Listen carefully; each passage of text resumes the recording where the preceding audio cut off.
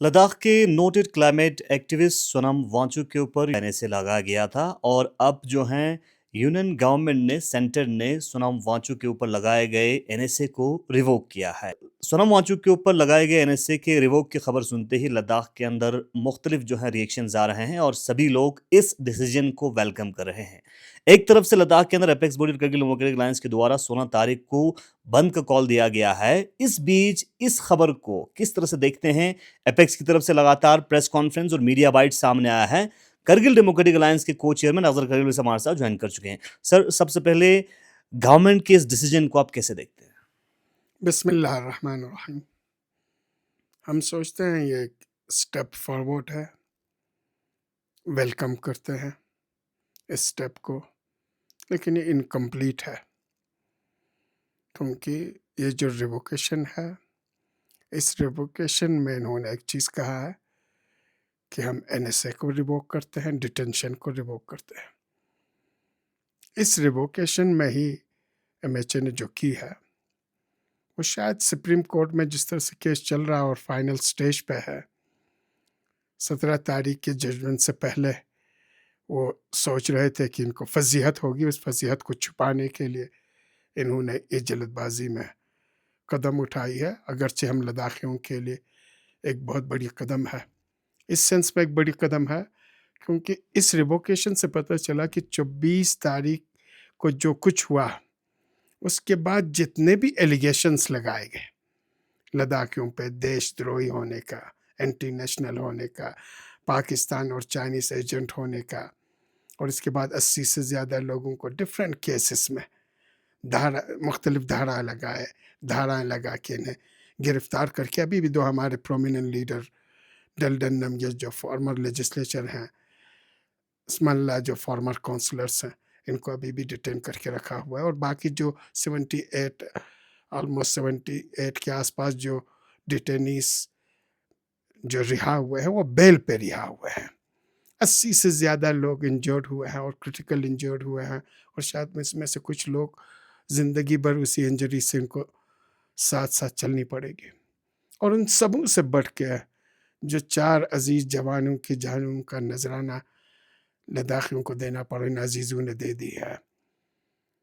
ये कुर्बानियाँ कभी हम भूल नहीं सकते हैं, और इन सारी कुर्बानियों के बदले में इन्होंने सिर्फ अभी सोनम वांगचुक जी से ही डिटेंशन और एनएसए रिवोक किया, बाकियों पे एज इट इज़ अभी भी हैं। लेकिन इस एक चीज़ ने ये बतला दिया है कि उनका सारा एलिगेशन बेसलेस था। उनका वो 24 सितंबर का जो कदम था वो इलीगल था, अनवांटेड था और फोर्सफुली था, वो एक बारबरिक एक्शन था। आज के इस रिवोकेशन ने ये साबित कर दिया है। हम इसे वेलकम करते हैं इस कदम को, लेकिन इनकम्प्लीट मानते हैं। जब तक वो सारे डिटेनीस अनकंडीशनली, बाकी जितने भी है तकरीबन near about 80 detainees including Smalla and Dalden Namgyal, सबों को अनकंडीशनली जब तक वहाँ से इनको रिलीफ नहीं मिलती है और इनके केस रिवोक नहीं होता है, जब तक इंजर्ड को डिग्निफाइड कंपनसेशंस नहीं मिलती है, जब तक जो हमारे मार्टर्स हैं, शहीद हैं, उन शहीदों को डिग्निफाइड कंपनसेशंस नहीं मिलती है और उनके साथ जस्टिस नहीं होती है, और जब तक लद्दाख के जो 2 मेजर डिमांड्स हैं, स्टेटहुड और 6 शेड्यूल, तब तक ये सारी चीज़ें इनकम्प्लीट है। सर, गवर्नमेंट ने जिस तरह से एमएचए के द्वारा प्रेस रिलीज जारी की, उसमें बताया गया है कि लद्दाख के एस्पायरेशंस को मद्देनज़र रखते हुए लद्दाख में पीस, प्रॉस्पेरिटी और डायलॉग के ज़रिए लद्दाख के इश्यूज़ को देखा जाएगा और लद्दाख को सेफगार्ड दिया जाएगा। इसको आप कैसे देखते हैं? आप अच्छी तरह से जानते हैं लद्दाख के एस्पायरेशंस कोई ढकी छुपी चीज़ें तो है नहीं है। पिछले 6 साल से लद्दाख के एस्पायरेशंस पब्लिक डोमेन में है। पिछले 5 साल से एमएचए के डोमेन में है, ड्राफ्ट की शक्ल में है, मेमोरेंडम की शक्ल में है, different high power committee, sub committee की मीटिंग की शक्ल में है।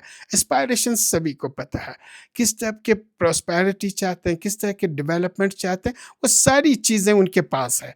अब समझ में नहीं आती है, फिर से इनको लगता है कि हम लद्दाख के एस्पायरेशंस, लोगों के एस्पायरेशंस को हम समझना चाहते हैं, हम सिंसियर हैं, सीरियस हैं, उसको देखना चाहते हैं, वहाँ के पीस को, वहाँ की डेवलपमेंट को, वहाँ के लोगों के एहसासात को हम अच्छी तरह से समझ के उनके लिए काम करना चाहते हैं। तो समझने के लिए कोई इतनी बड़ी चीज़ें हैं नहीं है, सारी चीज़ें उनके डोमेन में हैं। अगर वो करना चाहते हैं, वो कल ही जिस तरह से आज ही इन्होंने मॉर्निंग एक लेटर लिख दिया और रिलीज़ कर दिया, और आज सोनम वांगचुक जी जेल से रहा हुआ है 5 महीने कुछ दिनों के बाद।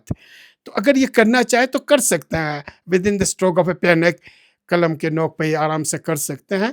वो कहें कि हम लद्दाख को स्टेटहुड देना चाहते हैं, हम लद्दाख को 6 शेड्यूल देना चाहते हैं, सारे डिटेनीज से केस हम रिवोक करेंगे, जो कुछ भी हमसे हुआ है उनकी हम कंपनसेट करेंगे, हम उसकी तलाफ़ी करेंगे, एस्पायरेशंस लद्दाखियों के फुलफ़िल होगा। सर 16 तारीख को एपेक्स के एरिया ने कॉल दिया है प्रोटेस्ट और रैली का शटडाउन का, तो ये कॉल स्टैंड है अभी भी? हाँ, ये कॉल स्टैंड है। ये कॉल सिर्फ़ एक रिवोकेशन से ख़त्म होने वाली चीज़ें नहीं है। जब तक गवर्नमेंट ऑफ इंडिया को हमारी demands, genuine justified constitutional demands fulfil नहीं होती है, तब तक इस टाइप के कॉल आपको, प्रोटेस्ट का कॉल, बंद का कॉल, एजिटेशंस का कॉल, ये सारी चीज़ें चलती रहेगी जब तक ये हमें कंपेल करें।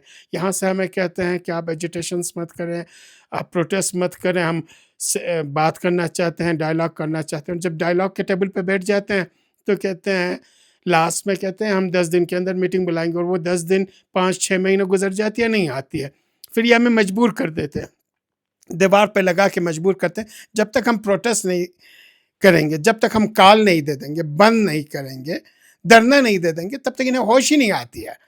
तो ये हमारे लिए कंपल्शन बन गया है कि हम मजबूर हैं, हम अपनी डिमांड्स को नहीं छोड़ सकते हैं, हम 24 सितंबर को नहीं भूल सकते हैं, हम उन कुर्बानियों को नहीं भूल सकते हैं जिन्होंने जान का नजराना दिया है इन्हीं डिमांड्स को लेकर। उन 80 डिटेनीज को हम नहीं भूल सकते हैं, उन 80 इंजर्ड्स को हम नहीं भूल सकते हैं जिन्होंने इसी डिमांड के लिए कुर्बानियाँ दिया है। और आज सोचते हैं वो एक आदमी को, एक हमारे लीडर्स को, एक महान व्यक्ति को रिलीज़ करने पे सब कुछ लद्दाख की सारी चीज़ों से हाथ उठा लेगी। ये हाथ उठाने वाले नहीं है जब तक उनकी डिमांड और उनके एस्पायरेशंस फुलफिल नहीं होता है। जो इनजस्टिल इलीगल एक्शन इन्होंने 24 सितंबर को नहीं दी, जो की है, उसका पूरी जस्टिफाइड तरीके से सारी चीज़ें क्लियर हो के लोगों के सामने नहीं आती और लोगों के साथ जस्टिस नहीं होता है, तब तक ये चीज़ें चलती रहेगी। सर इस डिसीजन के बाद आपका गवर्नमेंट के से किस तरह की तवक्कुआत रहेगा? चूँकि प्रेस रिलीज़ में साफ-साफ कहा है कि म्यूचुअल ट्रस्ट इन लद्दाख और फैसिलिटेट करेंगे मीनिंगफुल डायलॉग के हवाले से। हम जब भी करते हैं मीनिंगफुल डायलॉग कर रहे हैं, हमने ड्राफ्ट इनको लिख के दे दिया है मीनिंगफुल डायलॉग के लिए। पहले ये कह रहे थे कि सिर्फ बातचीत से नहीं होगा, बातों से नहीं होगा, इसमें एम्बिग्यूटी आती है, आप रिटन फॉर्म में दे दें। हमने रिटन फॉर्मेट में भी इनको दे दी। अब इसमें कोई एम्बिग्यूटी नहीं है। मीनिंगफुल डायलॉग के लिए, समझने के लिए सारी चीज़ें हमने बना के उनको दे दिया। इसके बाद भी मीनिंगफुल डायलॉग मतलब हमारी समझ में तो नहीं आता है, वो एलेबोरेट करके बता सकते हैं वो मीनिंगफुल डायलॉग क्या होती है। हाँ, वो शायद सोचते होंगे जो वो करना चाहते हैं उसे अगर एक्सेप्ट करने को मीनिंगफुल डायलॉग मानते हैं, तो लद्दाखी इस चीज़ को एक्सेप्ट करने वाले नहीं हैं। अपने कॉन्स्टिट्यूशनल्स और आईनी हुकूक के लिए वो लड़ता रहेगा। सर रिसेंटली लद्दाख के अंदर नए लेफ्टिनेंट गवर्नर ने हलफ ली है और उन्होंने हलफ लेने के फ़ौरन बाद मीडिया से इंटरेक्शन करते हुए कहा है कि लद्दाख के लोगों के एस्पायरेशंस को मद्देनज़र रखते हुए, डेमोक्रेटिक वैल्यूज़ को मद्देनज़र रखते हुए सभी स्टेक होल्डर से बात करके लद्दाख के इश्यूज़ के ऊपर गौर किया जाएगा और एक नए तरीके से लद्दाख को आगे बढ़ाने की कोशिश करेंगे। इसको आप कैसे देखते हैं? दोनों एक ही है, दोनों का कंटेंट आप देखें, आज के इनके रिलीज़ के कंटेंट और एलजी साहब के जो प्रेस ब्रीफिंग है, दोनों का कंटेंट एक ही है। एस्पायरेशंस को हम कंसिडर करेंगे, सारे स्टेक होल्डर्स को, यहाँ पे भी लिखा हुआ है सारे स्टेक होल्डर्स आपके पास है।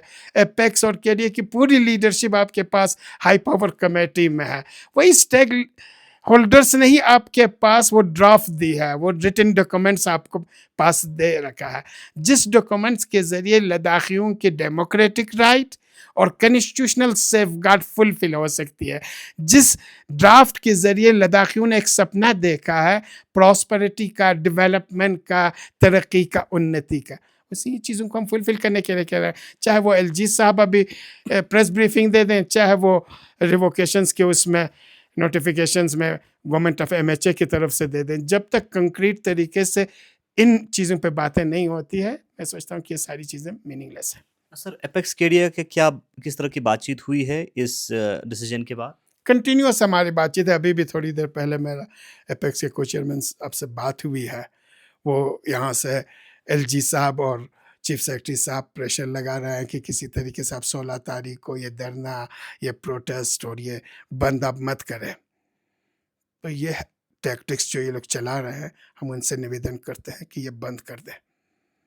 आप लद्दाखियों के एस्पायरेशंस को फुलफ़िल करें, आप लद्दाखियों की डिमांड्स को फुलफ़िल करें, लद्दाखियों के साथ जस्टिस करें, जो 4 शहीद हुए उनके साथ जस्टिस करें, जो 80 डिटेनीज़ उनके साथ जस्टिस करें, जो 80 ज़ख्मी उनके साथ जस्टिस करें और ये 2 डिमांड फुलफ़िल कर दें।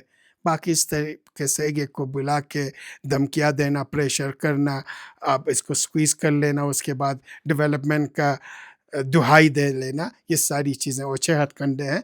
हम निवेदन करते हैं कि ये चीज़ें बिल्कुल ना करें। चलिए, बहुत-बहुत शुक्रिया। हमारे साथ करगिल डेमोक्रेटिक अलायंस के को-चेयरमैन असगर अली करबलाई बात कर रहे थे। यकीनन सोनम वांगचुक के को लेके जिस तरह से एनएसए के रिवोकेशन को वेलकम कर रहे हैं, लेकिन इनकम्प्लीट बता रहे हैं। मांग कर रहे हैं कि जितने भी लोगों के ऊपर धाराएँ लगाए गए हैं और जो डिटेन्ड लोग हैं, उन सभी को रिहा किया जाए। आप देखते रहें गुलिस्तान पर्व के अपडेट्स के लिए। 16 तारीख को लद्दाख की डिमांड्स को लेके लेह और करगिल दोनों में प्रोटेस्ट का कॉल स्टिल स्टैंड है।